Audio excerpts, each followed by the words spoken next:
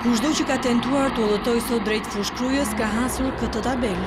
Policia ka ngritur që në mëngjes postobllogje duke kontrolluar të gjitha automjetet që kanë hyrë dhe ka dalë në aksin rrugor Tiranë-Lezhë. Shkak janë bërë dyshimet dhe informacionet e dhëna në sallën operative në lidhje me ngjarjen e pak ditëve më parë, ku ekzekutua bankieri Artan Santo, ku telefonojnë të gjithë personat që janë në kërkim të 100.000 eurosh shpërblim në këmbim të detajeve për kapjen e autorëve të vrasjes. Mësoj se ka qenë një qytetar që ka treguar se ka parë në këtë zonë një motor të ngjashëm atë të vrasjes, gjë që ka bërë që policia të krejë të gjithë zonën për të gjetur prova që do të ndihmojnë në zbardhjen e ngjarjes. Të dhënat e fundit flasin për shoqërimin e disa personave, megjithatë detajet e operacionit mbahen shumë sekret për arsye hetimi. Siç tregojnë banorët e zonës, kontrollet kanë nisur që në orën 6 të mëngjesit në banesat në fushkuqe të Lezhës.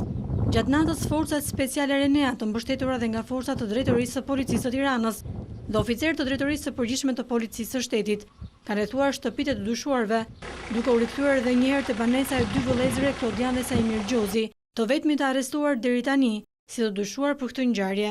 Vëmendja e policisë është përqendruar në rrethin e Lezhës pas gjetjes së një motori dhe 2 skafandrave të ngjashme me ato që u përdorur në ekzekutimin e biznesmenit Santo. Ndërkohë, grupi hetimor i ngritur në prokurorinë e Tiranës, krahas administrimit të provave shkresore, po vijon prej 2 ditësh pyetjen e personave që janë ndodhur në vend ngjarje ditën e vrasjes, si dhe bashkëpunëtorëve dhe të afërmëve të biznesmenit. Ndërkohë, megjithëse nga kamerat e sigurisë nuk është siguruar asnjë sekuencë që autorët të kenë hequr skafandrat, policia ka mundur të krijojë një profil të autorëve, duke përcaktuar gjatësinë, peshën dhe moshën e përafërt.